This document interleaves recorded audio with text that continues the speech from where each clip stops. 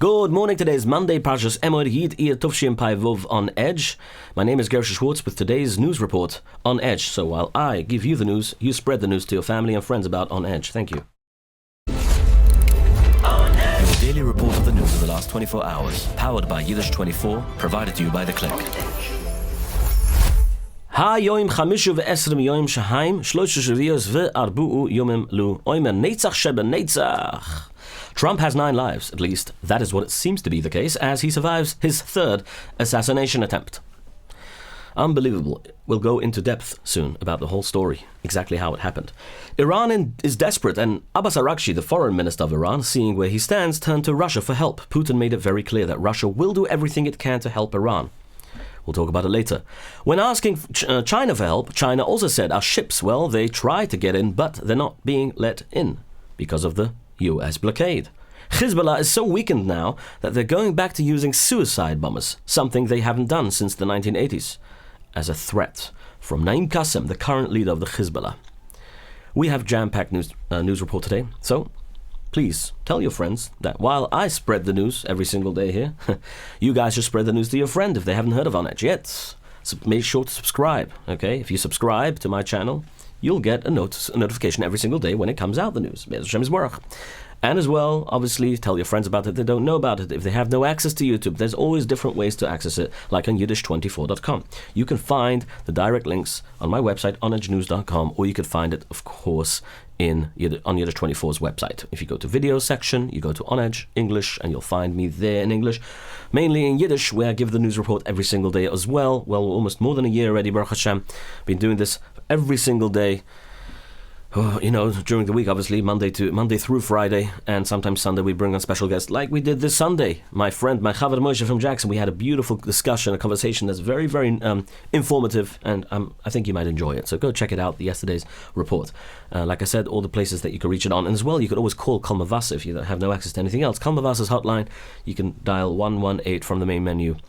1, 1, and 8. You might have to skip some ads on the way, but yeah. Okay, President Donald J. Trump survived a 3rd assassination attempt on Motzei Shabbos. Well, we left Shabbos, thinking that something crazy is going to happen, but nothing happened. Well, an hour later, we heard about this shooting inside the Washington Hilton during the White House Correspondents' Dinner. Here's the full breakdown of exactly what happened and how the gunman pulled it off. The Washington Hilton is a large hotel that has hosted this famous dinner for decades now. The ballroom, where guests were seated, sits in the basement level of the building. Above it, on the floors directly overhead, are regular hotel guest rooms accessible to anyone who books a stay. Well, in fact, you can also book a stay there today. You might get background checked today, especially after this incident. That is exactly how the gunman got in. His name is Cole Thomas Allen, a 31-year-old computer engineer from California. Allen booked a room at the hotel just like any normal guest would. He checked in, went into his room, and blended in completely. Nobody flagged him, nobody stopped him. He was just another guest in a suit. When the time came, Allen left his room, took the elevator down, and positioned himself at the hotel entrance near the stairwell that leads to the basement ballroom. From that spot, he had a direct line of sight to the open doors of the ballroom below. He ran across the barrier, the security barrier, took no chances. Instead of just going through it, he ran across it, wildly, while firing 6 shots. Inside the ballroom, hundreds of journalists, media personalities, and government officials were all seated at round tables for the annual dinner. The moment the shots rang out, the room went into chaos. Guests dove under their tables, knocking over glasses and centerpieces. Some crawled towards the walls, others froze in their seats. The noise echoed through the basement space, and the screaming started almost immediately. Secret Service agents moved with speed. Within seconds, they had surrounded President Trump, First Lady Mrs. Trump, Melania Trump, and Vice President J.D. Vance, and also Pete Hegseth, Marco Rubio, and the others. The agents formed a tight protective wall around all 3 of them and physically pushed them through the back exit and out of the ballroom, away from the direction of the shots. Outside, Trump's motorcade was already running. The moment the call came through, the convoy made a high-speed exit from the hotel. Witnesses near the Washington Hilton described a blur of black vehicles tearing out of the hotel driveway with lights flashing. The entire evacuation from shot to motorcade departure happened in a matter of minutes. Now, Allen was caught almost immediately. He was shot, obviously, and on his way he shot a Secret Service agent who basically survived. He's out of the hospital. Trump confirmed it. He's out of the hospital now. He's fine because it just basically ruptured his, not even him, it just, his bulletproof vest obviously saved his life. Allen was caught almost immediately, like I said. Hotel security and Secret Service, they shot him, disabled him, and grabbed him before he could go anywhere else, and they held him down on the ground. He did not resist. Trump put out a post and allowed for everyone to put up the actual CCTV footage for everyone to see exactly what happened, to be transparent about this assassination attempt. So nobody like Mrs. Candace Owens, who basically, put out a post about Charlie Kirk's assassination attempt, saying that the shot didn't come from the front, it came from behind. And then she put up the same.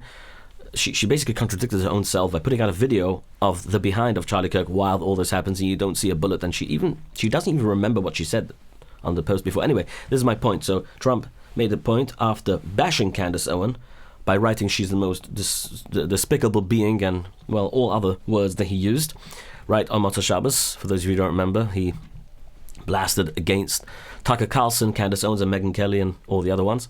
Before the attack, Allen had sent a letter to his family, and in it he mocked the hotel's security setup, specifically the fact that the guest rooms sit directly above the ballroom. He said he was fully willing to kill everyone in attendance. His social media was filled with anti-Trump posts. He had donated to an organization called Act Blue, the left-wing fundraising platform. He belonged to an anti-government group and told his online followers to arm themselves. The White House confirmed that Trump stands fully behind the Secret Service and their response. Officials say the agents performed exactly as trained. On Sunday, Trump posted on Truth Social that this shooting proves a safe ballroom must be built on the grounds. We looked at all of the conditions that took place tonight, and I will say, it's not a particularly secure building, and I didn't want to say this, but this is why we have to have all of the attributes of what we're planning at the White House. It's actually a larger room, and it's much more secure. It's drone-proof, it's bulletproof glass. We need the ballroom. That's why Secret Service, that's why the military are demanding it. He said this event would have never happened with the militarily top-secret ballroom currently under construction in the White House. It cannot be built fast enough, he says. While beautiful, it has every highest-level security feature there is. Plus, there are no rooms sitting on top for unsecured people to pour in, and is inside the gates of the most secure building in the world, the White House. Allen is due in court today. Now, interesting fact. On March 30, 1981, President Ronald Reagan was shot and wounded outside the Washington Hilton Hotel in Washington, D.C. by John Hinckley Jr. Reagan was walking out of a speaking event, a fundraiser, when a bullet bounced off his limousine and hit him in the chest. He survived. But the Washington Hilton became forever linked to one of the darkest moments in American presidential history. And now, that same hotel is back in the headlines. This Motzei Shabbos, the incident unfolded at the very same location, during the White House Correspondents' Dinner this time, involving President Donald J. Trump. And in fact, my friend, my Chaver Moshe from Jackson, was talking about this very connection right here on Edge yesterday. That chilling parallel between 1981 and now, same hotel, two presidents, two attacks, 45 years apart. And Trump always refers himself to, well, he compares himself to Ronald Reagan, and this time, literally, it was done for him under these difficult circumstances. Meanwhile, U.S. Republican Senator Tom Tillis from North Carolina said he will stop blocking Kevin Warsh from leading the Federal Reserve. As you know already, we spoke about this last week. Warsh is Trump's personal choice for this position. Tillis changed his mind after the Department of Justice stopped a criminal case about Jerome Powell, Mr. Too Late, like Trump likes to call him. However, it will still check on a very expensive building project that they are checking on to see if he's doing everything right, if he's not spending extra money, which may have had extra costs, like I say. But after hearing this, he heard that they dropped the case. Tillis said that one of his concerns was solved, and as a result, he will have no problem with Warsh's appointment. Okay? The Senate Banking Committee will vote this Wednesday regarding Kevin Warsh's appointment. We'll see what happens this Wednesday. 9 people were injured in a mass shooting early Sunday morning yesterday in Indiana. The violence broke out just after midnight on Kirkwood Avenue in Bloomington. the home of Indiana University. The shooting happened during the school's famous Little 500 weekend, which is a massive yearly celebration that brings tens of thousands of visitors in the area. No arrests have been made, but the police say that many people were seen pulling out their guns. Interesting, they had guns, I guess, to, protect themselves. The United States military blew up another drug-carrying boat in the Eastern Pacific, killing 3 narco-terrorists. Officials say the boat was connected to two, obviously, narco-terrorist groups. The United States Southern Command released a video showing the fast-moving boat completely bursting into flames after being hit. No American troops were hurt in the operation. After dozens of similar attacks over the past few months, 185 people, terrorists, were killed in this anti-drug operation that America is operating right now in the south in the Caribbean area, and that's, yeah. Let's talk about the Middle East, okay? We haven't spoken about this in a while, I know, because of all this happening. You see how the news takes over sometimes, but it's a change of light a little bit, You start with something else instead. Israeli soldiers destroyed a massive underground terror tunnel in the southern Gaza Strip. The military says this 2,600-foot tunnel belonged to the Palestinian Islamic Jihad. Combat engineers from the Top Yahalom unit uncovered the tunnel inside. Soldiers found a stockpile of weapons, military equipment, and a hidden rocket. They also said that the tunnel reached into the Israeli side of the ceasefire line. This operation is part of a larger military effort as Israel expands its control inside Gaza. With this progress, Israel has no use for U.S. backup inside the area just yet. It is putting U.S. military experts on the sidelines for now. Former Israeli Prime Minister Naftali Bennett and Yair Lapid are now creating a new political party together called B'Yachad. Its main goal is to challenge Prime Minister Benjamin Netanyahu in the upcoming 2026 Knesset elections. And Bennett will be the leader of the unified list. To do this, they will unify different oppositions and center-right groups. During a joint press conference, Lapid showed full support to Bennett. They said that the entire Israeli center must stand behind Bennett to establish a Zionist government. The new party, B'Yachad, left an empty spot open for Gadi Eisenkot, a former military chief and leader of the Yashar party. Eisenkot said he likes the idea but has not officially joined them yet. Prime Minister Benjamin Netanyahu quickly criticized the new political party. His Likud party also released a statement saying that Lapid and Bennett are joining a terror-supporting Muslim Brotherhood alliance. Israeli President Isaac Herzog delayed his decision to completely stop Prime Minister Benjamin Netanyahu's corruption trial.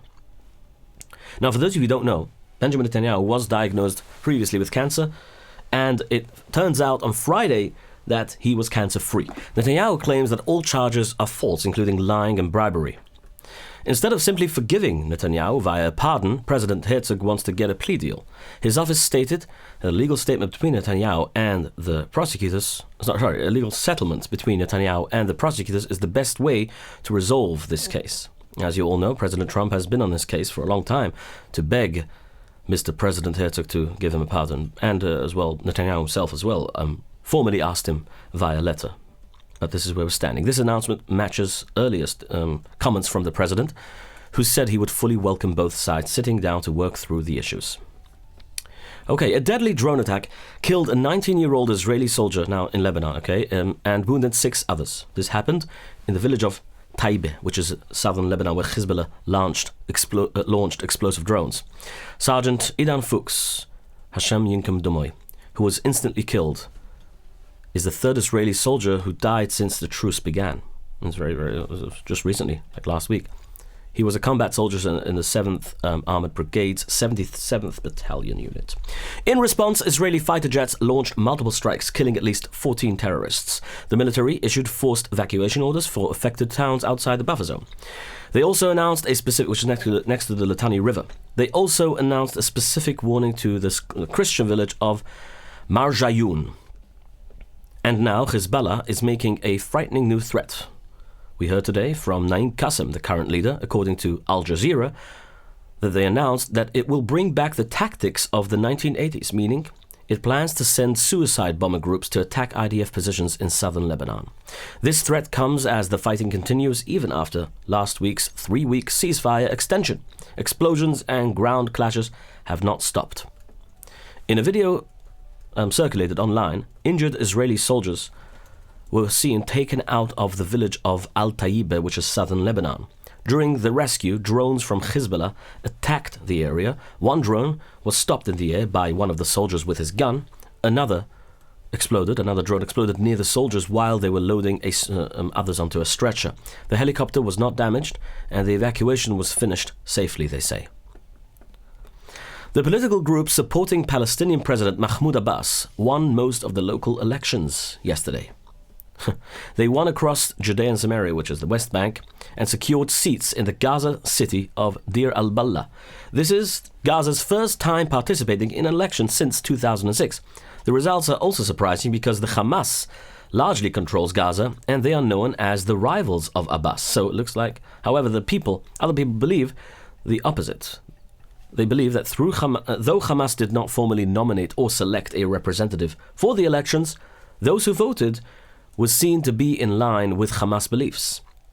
Residents and analysts said their vote could be connected to the Islamist group. Now, if you listen to my yesterday's segment again with Machav and Moshe from Jackson, we spoke about this idea that the Palestinian Authority is kind of losing its grip because they're running out of funds, running out of money. President Donald J. Trump warned that Iran has only about 3 days left before its oil systems break down from the inside. Now, that is not a threat from him. This is a threat from their own, coming in from the inside. Also discussed yesterday at length with Moshe from Jackson, my Chava Moshe from Jackson. Okay, now he said this because the 2-week American blockade on Iran has already forced 38 ships to turn around. The U.S. Central Command is stopping commercial ships from entering or exiting Iranian ports near the Strait of Hormuz. Before this crisis, an average of 135 ships traveled through the Strait of Hormuz every single day, but that number is now basically zero. To keep the waterway clear, the U.S. Navy has officially started removing bombs from the water, the mines that we spoke about. Now, I just want to remind you, there are news circulating online, posts and social media saying that ships are getting through, which isn't true. It's just propaganda. Iran, there's no. I looked for those reports. I couldn't find any true factual evidence to this. Iran is trying to find a way out of the blockade. Over the weekend, Iranian Foreign Minister Abbas Araghchi submitted a new proposal. He asked America to reopen the Strait of Hormuz and extend the current ceasefire. However, we don't know what the ceasefire is, extending what. However, this will delay America's main goal, which is to stop Iran from processing uranium for at least another 10 to 20 years and destroy its current stock of weapon-making materials for missiles. Because the proposal will give U.S. a disadvantage, discussions are now frozen in place. A planned second round of talks in Islamabad, Pakistan will not happen after Iranian officials refused to meet with White House representatives Steve Witkoff and Jared Kushner. Because they're both Jewish, maybe? I don't know. Politician and diplomat Saeed Jalil is preparing to take over the nuclear negotiating team.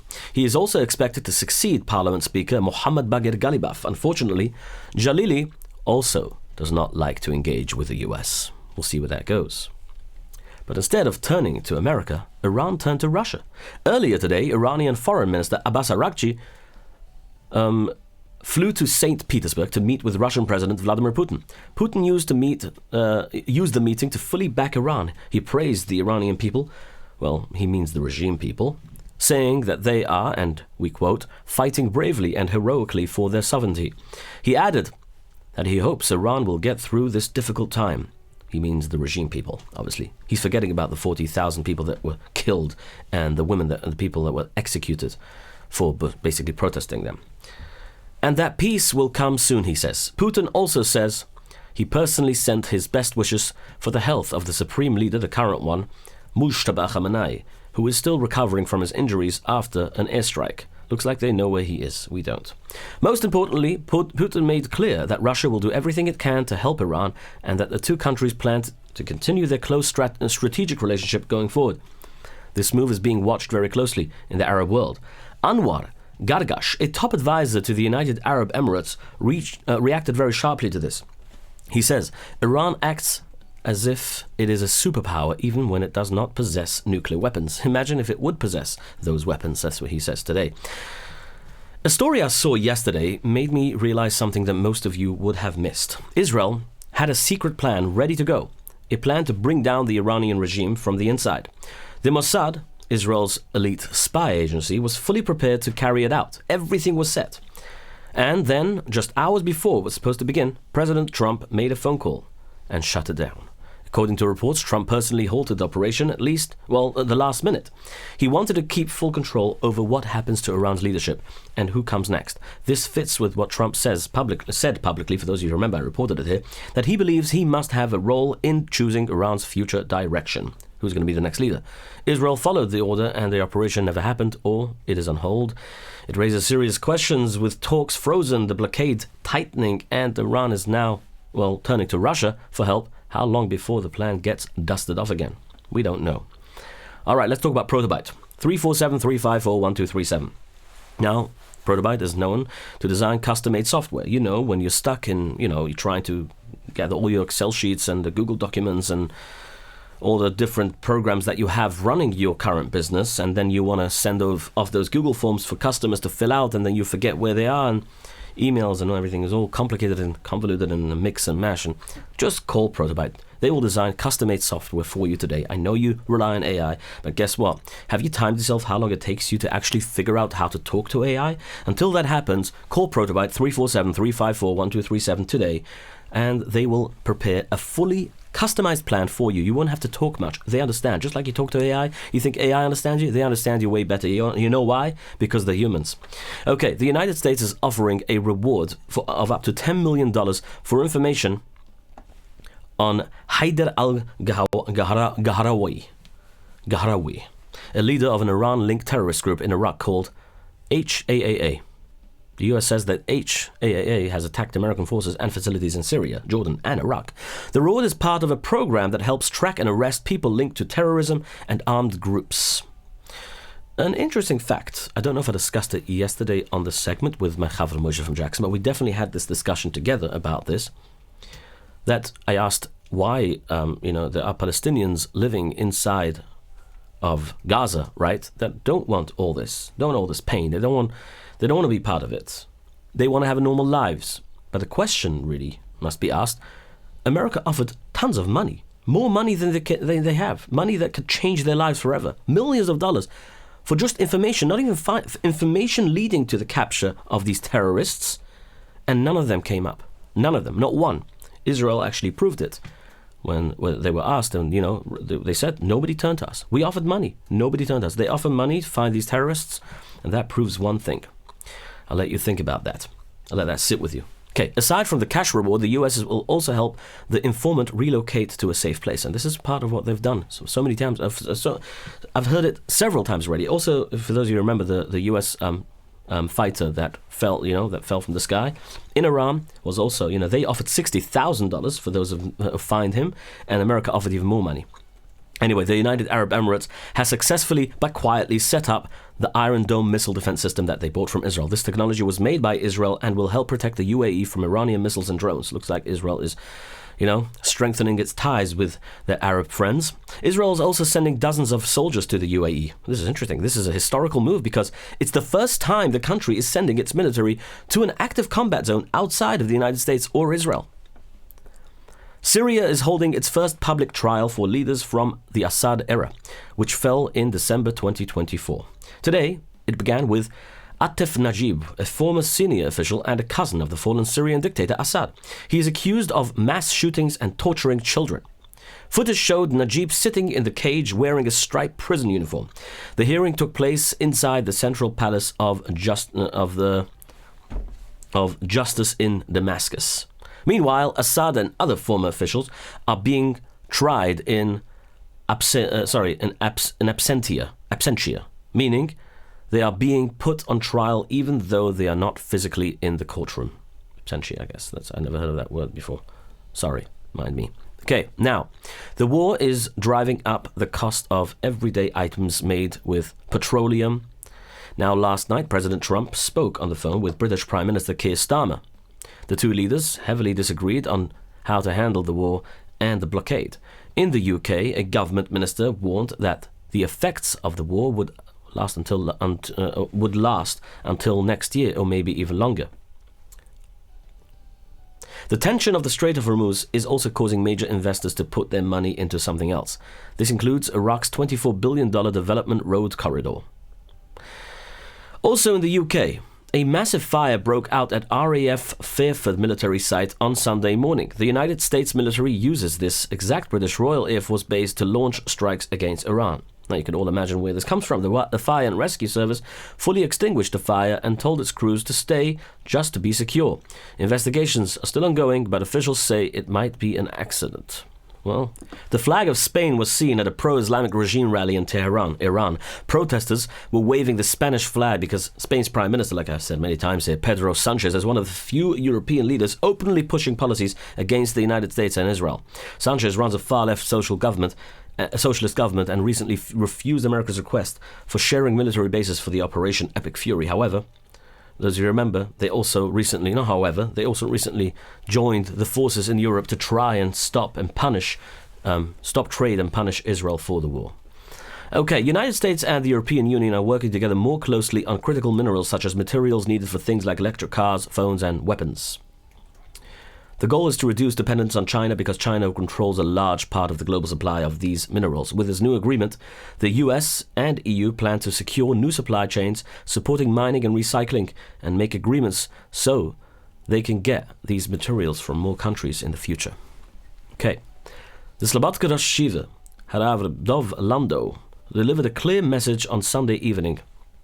During his Divrei Chizuk, Harav Lando Shlita told the crowd that the B'nai Yeshiva will not go to the army. He explained, B'nai Yeshiva will not go to the army under any circumstances, neither by coercion nor voluntarily, whether there is a law or not.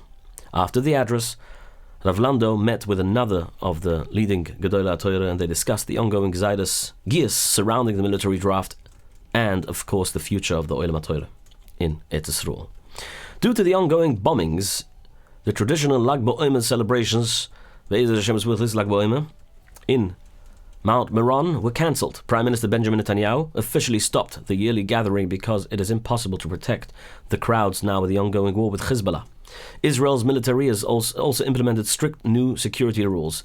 They said that only 1,500 people can attend gatherings inside Moshav Meron, which is nearby, and other border towns. Now, because of this new rule, the central bonfire lighting led by Harav Ramaylich Biderman Shlita was relocated to the corner of Yirmiyahu and Shamgar streets, which is in Yerushalayim. A young Israeli girl named Karadi passed away after fighting for her life for nearly a month.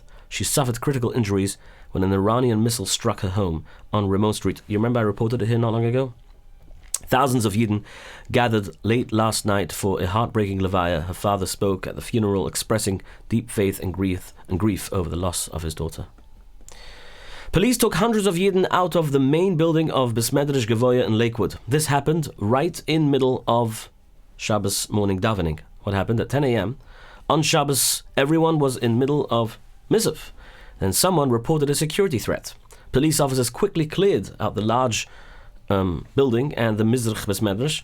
The Yidden moved over to a nearby building in the yeshiva area to finish davening, obviously. Police searched every part of the entire building. Once they were sure that the area was totally clear, the officers allowed everyone to go back inside again. They later announced that the threat was not real. The suspect who reported it was taken obviously by the police for questioning. A video of Wilhelmsburg Hatzula treating a non-Jewish child has spread very quickly on the internet. Since the Hatzula, which is a Jewish voluntary emergency medical service, as your EMS, right? It is unique to see that they were the first one to arrive at the scene. That's what was talked about online. The video of the rescue was posted to social media. It has already been watched more than 2.6 million times. The 78-year-old Jewish woman, Mrs. Litwin, who had gone missing, has been found, Baruch Hashem, on Friday. Now, she was lost. She was already reported lost since April 15 and was found at a hospital an hour away from her Los Angeles home. The good news is, so follows a massive search by the Chaverim of Rockland, which traveled to Los Angeles. Like I told you that my friend Shimi Tauber, not Stauber, I said by mistake Stauber. Shimi Tauber from 4x4 Decks reported this story to me and told me about it, so I reported it here on Friday. Anyway, so yeah, Chaverim of Rockland traveled there, 40 members I think. On the way, they stopped by the Tzion of the Rivin Rebbe and davened for the Hatzlucha, and for, obviously, they found her, Baruch Hashem, alive and safe. The Satmar Rabbunim are now upset officially at the New York City Mayor Zohran Mamdani. They helped Mamdani win the elections, but he stopped the approval of a new rule called Intro 175. The rule, obviously, would have let New York City Police Department make safe spaces near schools and moisterson during protests. This was especially important to the Jewish community because it would protect yeshivas, shuls, and children from angry protesters about the Gaza ongoing war right now. A Jewish man in Brussels was attacked on the metro by 3 men. They hit him and pulled off his necklace that had a Star of David on it. The victim, a 41-year-old David, I think Sierzant, I can't pronounce his name, said that the men asked him for directions and then they pushed him to the ground and hit his face many, many times. His glasses fell off and they took his necklace. Another hateful attack occurred on Shabbos morning, according to the police. A man attempted to force his way into the Sfardische Kehillah Center, which is Ontario, Canada. He then attacked the victim in the shul before running away, though no injuries were reported. In West Africa, Mali's defense minister, General Sadio Kamara, was killed after a massive car bomb exploded in front of his house. The assassination was carried out by a local branch of Al-Qaeda called the Jamaat Nusrat al-Islam wal-Muslimin. If you can pronounce that, you win a prize. Now, the bombing started a nationwide attack across the country. The Islamic terrorists joined forces with the local rebel group to corner Malian and Russian soldiers. When the Russians were allowed to leave safely during a battle, they took the opportunity and then left their Malian allies behind. This is not a unique behavior from Russian soldiers, since they also previously left their allies in Syria, Venezuela, and Iran. When it seems fit, when they get benefits out of it, they stay. But when they don't, they just flee. We also have updates from last week's top news, and I'll just give it to you quickly. UK Prime Minister Keir Starmer plans to make his members vote against his investigation, so calls about his resignation will stop. The calls for resignation began after he appointed this Peter Mandelson, like I said, the UK ambassador to Washington, right, after scandals. A top NATO commander warned that Russia still has strong imperial ambitions and is not only focused on Ukraine. He said Russia may want influence over Soviet Union countries, and this would create long-term danger for nearby regions and NATO countries. Now, Iran's Supreme Leader Mujtaba Khamenei is still being treated at a secret location because of his serious injuries from the airstrike, obviously, that killed his father. According to Iranian reports, he is still able to think and make decisions, but will need surgery on his face, plus a fake leg. They're basically putting him together. That's why they put the cardboard out, I guess. He still has not gone out in public ever since the airstrike. He is nowhere to be seen. Some people think he's dead. He was obviously seen on a big, massive poster with all the deadies from Iran. So that makes a lot of people think, wait, he's dead or alive? Why is he on the list of deadies? Okay, now, the Egyptian military will have exercises near the border of Israel. The drills include live fire training and military movement, so Israeli citizens are worried, especially with the ongoing war now. As you all know, Egypt is basically building its military. Very, very strongly, might I say. Nike is cutting about 1,400 jobs worldwide. This will affect workers who are under its technology, teams, and global operations. The company says this is a part of a plan to make the business simpler, faster, and more efficient after weak sales in recent years. It also wants to use more automation, AI, to improve its supply chain and tech systems. The layoffs affect workers in North America, Europe, and Asia, and they are less than 2% of Nike's total staff. Okay. Sebastian Saw, a runner from Kenya, made history at the 2026 London Marathon. He finished the race in 1 hour and 59 minutes and 30 seconds. This is the first time a person officially finished a marathon in less than 2 hours. Might I say a marathon is about how long? About 26 miles? 26 miles. This is crazy. I've never heard such a thing in my life. I think it's the first time in the world.